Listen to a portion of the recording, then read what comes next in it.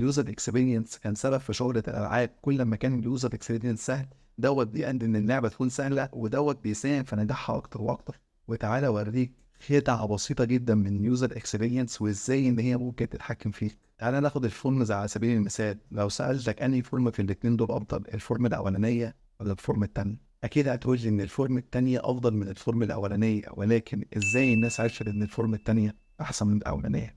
وازاي الفورم الثانيه بقت بتشد الناس اكتر؟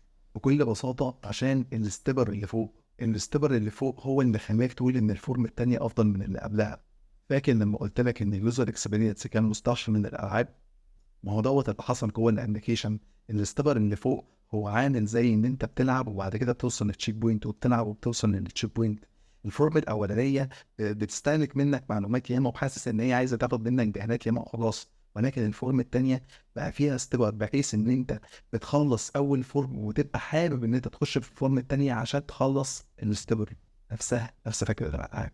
فبدل ما الفورم بالنسبه لك كانت ممله وخنيقه وتحسها ان بتاخد منك بيانات ياما، دلوقتي بقت ممتعه وبقيت حابب ان انت تخلص كل فورم عن اللي قبلها. تخيل يا صاحبي ان ديت اقل خدعه بيستخدموها الناس بتوع اليوزر اكسبيرينس عشان خاطر تقعد على منصات السوشيال ميديا وقت اطول.